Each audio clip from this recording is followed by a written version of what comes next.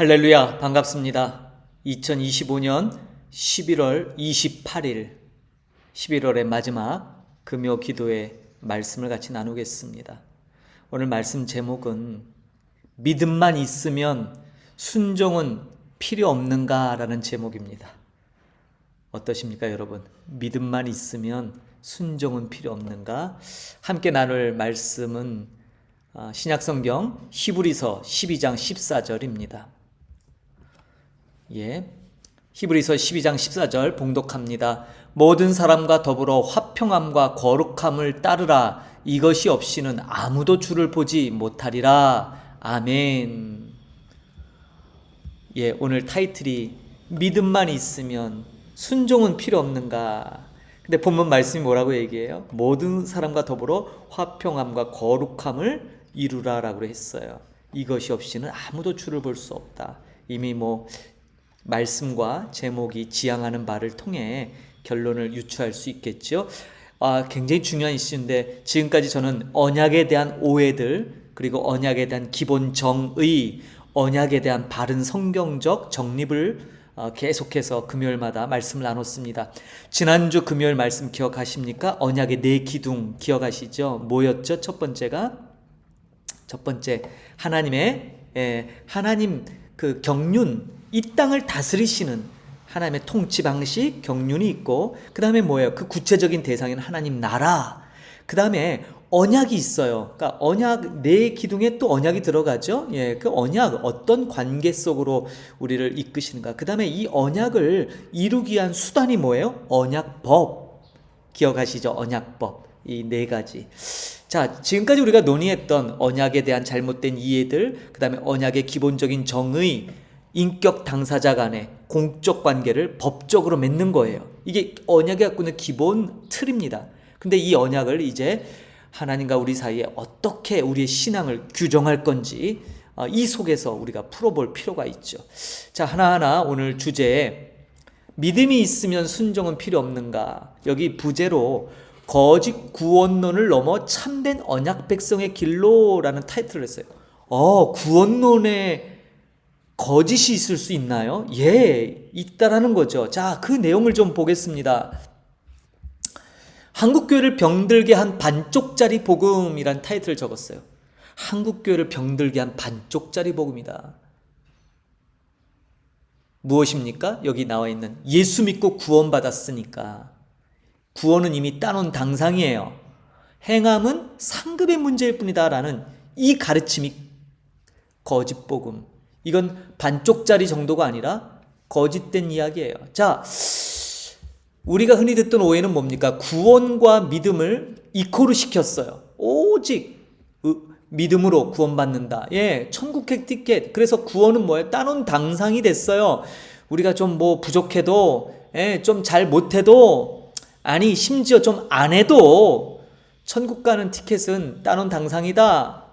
순종은 어떻게 이해했습니까? 선택상으로 이해했어요. 왜요? 순종하는 것. 그래서 열매를 좀 많이 맺으면 상급을 더 많이 받고, 그렇지 않으면 상급은 없지만 구원받는 데는 지장 없는 거. 이게 바로 오해예요. 자, 여기서 비롯된 치명적인 결과가 뭡니까? 구원의 확신은 있지만 삶의 변화는 없는 기형적 신앙을 만들어요. 여러분, 우리 종교개혁자들은 구원의 확신이 있다면, 실제로 구원이 정말 이루어지고 있다면 우리 삶에선 당연히 변화가 뒤따른다라고 봐요. 근데 그것이 없다는 건 이건 신앙이라고 보기 어렵다는 기형적 신앙이죠. 세상 사람들에게 손가락질 받는 무례한 기독교예요. 우리만 열심히 믿고 나만 구원받으면 되지. 이게 가능할까요? 여러분, 변화 없는 믿음이 과연 성경이 말하는 구원 얻는 믿음일까라는 거예요. 어떻게 생각하십니까? 오늘 좀 파격적인 얘기를 하지만 잘 들어보십시오. 오늘 정립을 잘 하셔야 돼요. 자, 믿음과 행함의 관계는 동전의 양면과 같다. 사실 양쪽 면이다 이거보다는 그냥 하나예요, 하나. 성경은 뭐라고 말씀합니까? 성경은 믿음과 행함을 분리할 수 없는 하나의 실체로 제시하죠. 분리되지 않아요. 진정한 믿음은 반드시 삶의 변화라는 열매를 맺는다라는 거죠. 야고보서 2장 26절. 영혼 없는 몸이 죽은 것 같이. 어떻게 영혼과 몸이 분리됩니까? 분리된다는 자체가 죽는 거예요. 행함이 없는 믿음은 죽은 것이다. 분리할 수 없다는 거죠. 행함이 없는 믿음은 생명이 없는 죽은 믿음이에요. 예수님 뭐라고 말씀하십니까? 마태복음 7장에서 보면 나무의 비유를 드시죠. 좋은 나무가 나쁜 열매를 맺을 수 없어요. 못된 나무가 아름다운 열매를 맺을 수 없어요. 본질의 문제죠. 나무의 본질이 그 열매로 증명되는 거잖아요. 그렇죠? 자, 여기 중요한 명제가 있어요. 이걸 잘 이해하셔야 돼요. 순종은 구원의 조건이라고는 얘기할 수 없어요. 순종, 다시 말해서 뭐 우리가 열매 내지는, 자, 순종이 구원을 만드는 건 아니잖아요. 보세요. 여기 예수님 말씀하셨죠. 좋은 나무가 나쁜 열매 맺을 수 없다. 뿌리에 관한 얘기잖아요. 본질. 좋은 나무는 좋은 열매 맺어요. 그쵸? 예. 그러나 못된 나무가 아름다운 열매 맺을 수 없는 것처럼 이 순종이 구원을 만드는 것은 아니에요. 순서로 보자면 뿌리가 있어야죠. 우리의 본질을. 자, 그런데 이제 두 번째 명제가 중요합니다. 순종은요, 구원의 필연적 증거예요. 자, 구원받은 사람은 반드시 순종이에요. 자, 여기 앞에 예수 말씀을 들어보세요. 좋은 나무가 나쁜 열매 맺을 수 없죠? 좋은 나무는 좋은 열매를 맺어요. 못된 나무는 아름다운 열매 맺을 수 없죠. 뿌리와 열매 관계는 아주 정확한 거예요. 바로 그렇다는 거죠. 그래서 순종이라는 말 자체를 가지고 구원의 조건을 내세운다면 자칫 잘못하면 무엇이 됩니까? 행위 구원론자들이 막 얘기하는 것 같은 행위 구원이 될 수 있죠. 우리의 구원이 행위 구원인가요? 그걸 얘기하고자 하는 게 아니에요. 그러나 행위라는 것이 성경에서 우리에게 요구하시는 행위는 뭐냐 이 말이에요. 구원의 필연적 증거라는 거예요. 자, 그리스도는 결코 나눌 수 없습니다. 자, 조금 방향을 돌려서요. 우리는 장로교 교인들이시죠? 네. 존 칼빈은 장로교의 모든 것을 토대를 만든 분이죠. 그 유명한 기독교 강요 3권 11장 6절에 바로 그리스도는 결코 나눌 수 없습니다라는 항목이 있어요. 이중 은혜를 설명하면서 이것을 칼빈이 주장했는데, 이게 뭐냐면 우리가 믿음으로 그리스도와 연합할 때 하나님은 우리에게 두 가지 은혜를 동시에 주신다는 거예요. 이 두 은혜는 분리될 수 없는 하나님의 구원 역사에 반드시 수반되는 측면이라는 거예요. 첫 번째가 뭡니까? 칭의예요. 의롭다 하심. 이게 제가 몇 달 전에 바로 이 칭의와 성화의 관계를 한번 말씀을 나눈 적이 있는데, 우리 금요 기도회 영상 유튜브에 들어가셔서 저희 채널에서 몇 달, 아마 상반기로 3월, 4월인가요? 그때로 기억하는데 그때 다뤘습니다. 의롭다 하신 거예요. 죄의 형벌이 제거되고 그리스도의 의가 우리에게 전가되죠. 칭의, 의롭다. 성화는요, 거룩하게 하신다는 거예요. 죄의 오염이 제거되고 그리스도의 형상. 그래서 그때 제가 몇 달 전에 상반기 때 나눴던 이 칭의와 성화를 설명하면서, 칭의는 일종의 우리에게 유전적으로 내려오는 원죄에 대한 선언이에요. 원죄가 제거된 거죠. 자, 성화는 뭐예요? 여기서 죄의 오염이 있는데 그렇게 원죄에 대한 모든 부분이 해결됐음에도 우리가 살아가면서 우리의 본성적인, 그리고 아직 완전해지지 않은 부분에서 나오는 죄성들에 의한 죄가 발견돼요. 그런데 주님께서는 그것을 끊임없이 제거하도록 우리에게 힘과 능력을 주시죠. 그래서 우리는 점차 뭐예요? 변화되고 그런 것들을 통해 그리스도의 성품에 참여하게 되는 거죠. 칼빈이 아주 놀라운 비유를 하나 들었는데, 태양의 빛과 열이 분리될 수 없다. 마찬가지로 칭의와 성화는 결코 분리될 수 없다라고 얘기했어요. 자, 무슨 말입니까? 우리가 바라보는 태양을 보십시오. 빛이 있지요. 그런데 태양이 갖고 있는 것 중에 빛이 오면서 전혀 뜨거움이 전혀 열기가 느껴지지 않는다. 그게 가능할까요? 특별히 캄보디아에 사는, 이제 우기가 끝나가고 이제 건기가 시작될 무렵에 우리가 들어가고 있는데, 이제 아주 지금 요새는 좀 날씨가 춥지만 좀 지나면 이제 뜨거운 열기가 이 땅을 내리칠 겁니다. 태양, 그럼 빛도 있지만 강력한 열이 오죠. 근데 열이 없어요, 전혀? 그럼 불가능하죠. 칭의와 성화가 그런 관계입니다. 빛과 열이 태양이 갖고 있는 본질의 속성으로 오듯이. 그래서 여기서 보면 그리스도를 찢어서 반쪽만 가질 수 없습니다. 칭의만 가지고 우리의 구원을 얘기한다? 그럴 수 없다라는 거예요. 구원파가 왜 틀리냐? 이것 때문이에요. 구원파는 이 반쪽, 분명히 칼빈은 그리스도는 결코 나눌 수 없다고, 그리스도의 은혜는 나눌 수 없다고, 은혜가 어떻게 온다고요? 의롭다는 칭의 이 은혜만 오는 게 아니라 성화의 은혜가 있단 말이죠. 성화의 은혜. 근데 구원파는 이 성화의 은혜를 무시해요. 다루지 않아요. 그래서 이단인 겁니다. 자, 칭의만 있고 성화가 없는 구원은 뭐라고요? 가짜라는 거예요. 박영돈 교수가 계세요. 이분이 누구냐면 고신대학, 우리나라 장로교 중에도 가장 보수라고 일컬을 수 있는 것이 고신 측인데, 이 고신 측에서 조직신학을 가르쳤던 유명한 변증학자이며 건강한 개혁주의적 조직신학자예요. 이 박영돈 교수가 이렇게 얘기했습니다. 거짓 구원론이 뭐냐라고 규정했어요. 거룩한 삶, 다시 말해서 성화 없이도 칭의, 구원이잖아요. 그러니까 거룩한 삶이 없이도 칭의, 구원을 안전하다고 가르치는 것은 복음의 변질이라는 거예요. 자, 이 논리에 의하자면 구원열차 올라타고서 나는 하늘나라 가지요, 그 자체로 문제가 없지만 그 구원열차 올라탄 것에 대해서 마치 거룩한 삶, 아무것도 하지 않아도 그저 저절로 구원이 완성되는가, 그거는 변질된 거라는 거야. 아니라는 거예요. 하나님의 은혜를 값싸게 만든 값싼 복음을 양상하는 거죠. 그리스도의 십자가를 헛되게 만드는 위험한 가르침이라는 거예요. 박영돈 교수는 바로 칼빈의 말을 인용해서 이것을 증명해요. 또 하나 지적이 있습니다. 성화가 배제된 칭의는 성경에 없다는 거예요. 성화가 배제된 칭의, 의롭다함은 열매가 없다. 열매 순종이죠. 그 사람이 열매가 없다는 것은 그리스도와 처음부터 연합하지 않았다는, 다시 말해서 그리스도와 연합, 접붙여지자, 바울의 논리죠. 접붙임 당한, 연합하지 않았다는 증거일 수 있다는 거예요. 여기선 증거일 수 있다 하지만 저는 좀 더 강력하게 하면 증거가 되는 거죠. 명확한 결론을 보겠습니다. 순종이 구원을 만드는 건 아니다. 아까 뿌리와 열매의 관계 얘기했잖아요. 요거를 잘 우리가 정립해야 행위구원론자라는 그러한 오명을 받지 않아요. 건강한 성경의 복음적 구원론이에요. 순종이 구원을 만드는 것이 아니지만 구원은 반드시 순종을 만들어내지요. 이해되셨습니까? 자, 밑에 보겠습니다. 진정한 구원은 단순히 죄의 형벌로부터 해방만이 아니에요. 구원파는 이것만 얘기해요. 하나님과의 살아있는 관계 속으로 들어가는 걸 의미해요. 그래서 그 관계는 필연적으로 우리의 삶을 어떻게 해요? 변화시키죠. 이게 뭡니까? 열매죠. 이게 순종이에요. 이래도 순종 없이 칭의만 있는 성화, 순종 없는 칭의, 구원이 있을 수 있다고요? 없다고요. 자, 언약으로 좀 넘어가 보겠습니다. 자, 언약은 인격 당사자 간의 공적 관계를 법적으로 맺은 것이 언약이에요. 좀 더 딱딱하게 느껴지죠. 그러나 이 언약적 관계에 여기 법적 계약을 넘어선 아버지 아들의 관계, 관계적 공식이죠.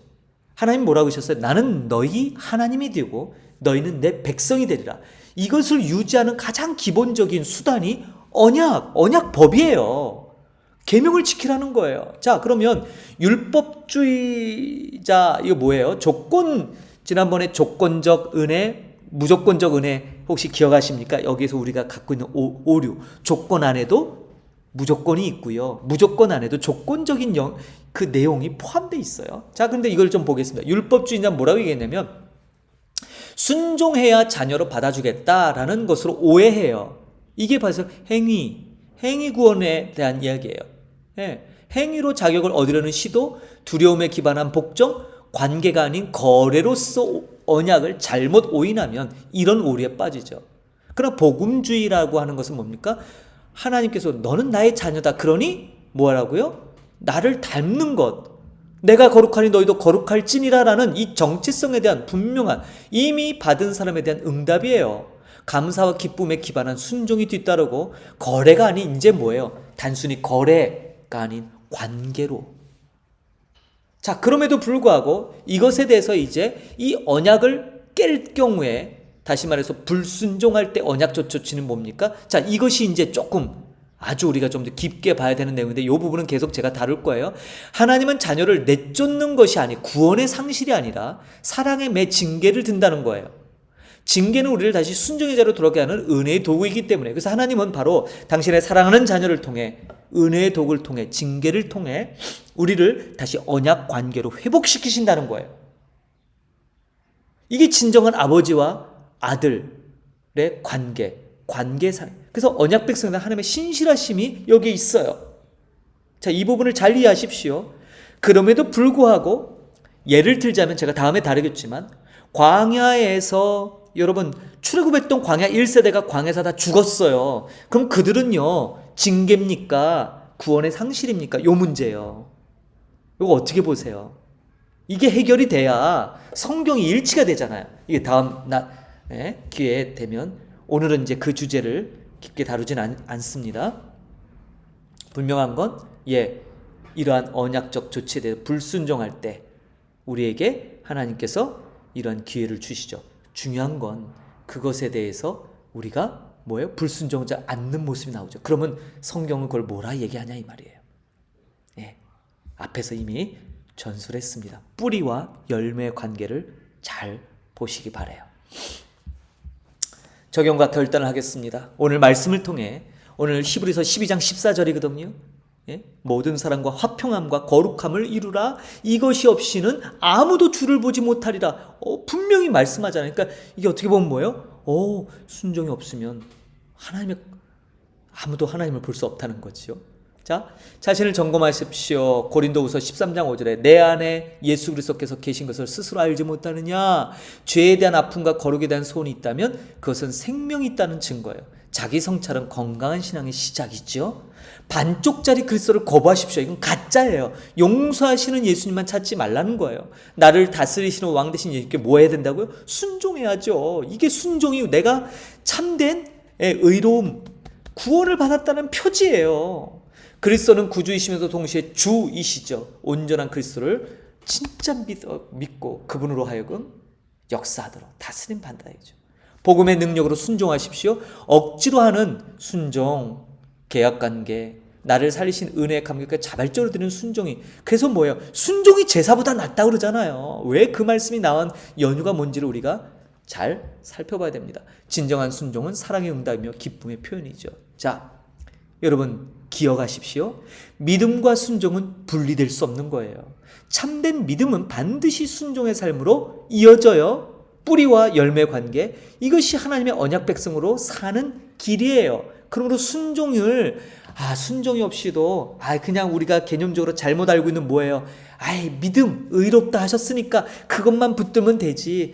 내 삶에 좀 순종이, 그건 뭐라고요? 그 믿음 아니라고요. 속는 거라고요. 좀 극단적으로 얘기하면 그래요. 그래서 여러분 영적 기도문만 따라해서 하나님의 자녀가 되었습니다 선언하는 게 위험한 이유가 바로 이거예요. 좀 그것에 우리가 복음 증거에 효과적인 수단이 될 수 있는지는 몰라도요. 영적 기도문 하나 따라 해놓고 대다수 예전에 미국 사람들이 그랬다며요. 영적 기도문 따라했기 때문에 나는 하나님의 자녀야, 난 구원받을 수 있어. 교회는 안 나가요. 그게 말이 되냐 이 말이죠. 거짓이죠. 명백한. 우리가 이 부분을 분명히 정립해야 돼요. 자, 오늘 우리가 중요한 내용들을 보았습니다. 믿음만 있으면 순종은 필요 없는가? 이거가 뭐가 잘못됐어요?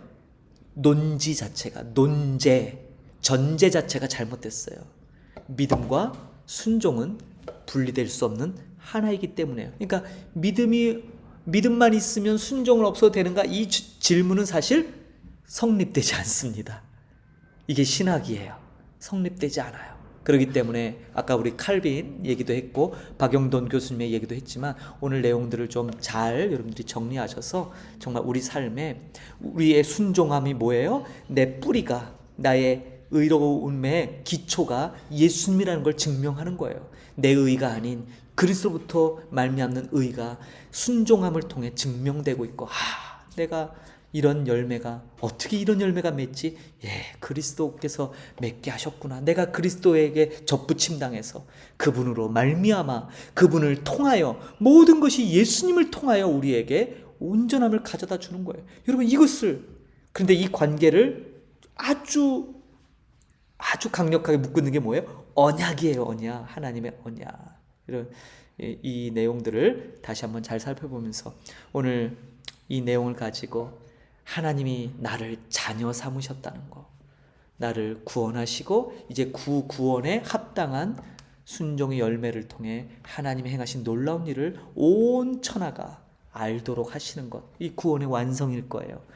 예, 그래서 하나님을 영화롭게 하는 그런 복된 저와 여러분의 삶이 되기를 주의 이름으로 간절히 축복드립니다. 오늘 이 귀한 말씀 가지고 기도하실 때 정말 이 귀한 믿음, 그러나 그저 주여 믿습니다 라는 그러한 획일적인 고백만이 아니라 행함이, 진정한 열매가, 순종이 있는 우리의 삶이 되도록 주님 앞에 은혜를 구하고 그 능력을 구하는 저와 여러분 되기를 간절히 소망합니다. 기도하겠습니다. 하나님, 오늘 믿음만 있으면 순종은 필요 없는가라는 잘못된 전제의 제목으로 하나님께서 우리에게 베푸시는 놀라운 구원을 한번 다시 살펴봤습니다. 잘못된 구원론, 반쪽짜리 그러한 구원론에 우리가 오염돼서 그저 순종을, 열매를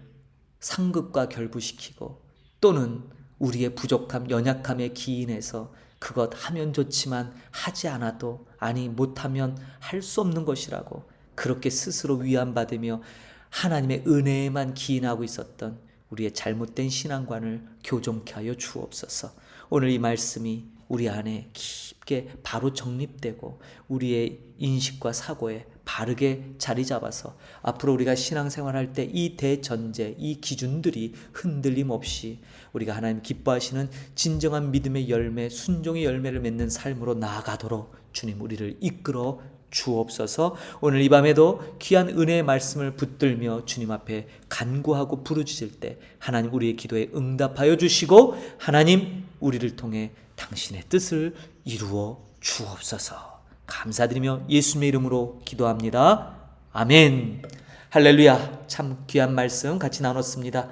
이후에 이어지는 시간에도 이 말씀들을 마음에 새기며 하나님 앞에 간절함으로 기도하는 우리 목양의 모든 권속들 되기를 주님의 이름으로 축복합니다. 다음 주 12월에 뵙도록 하겠습니다.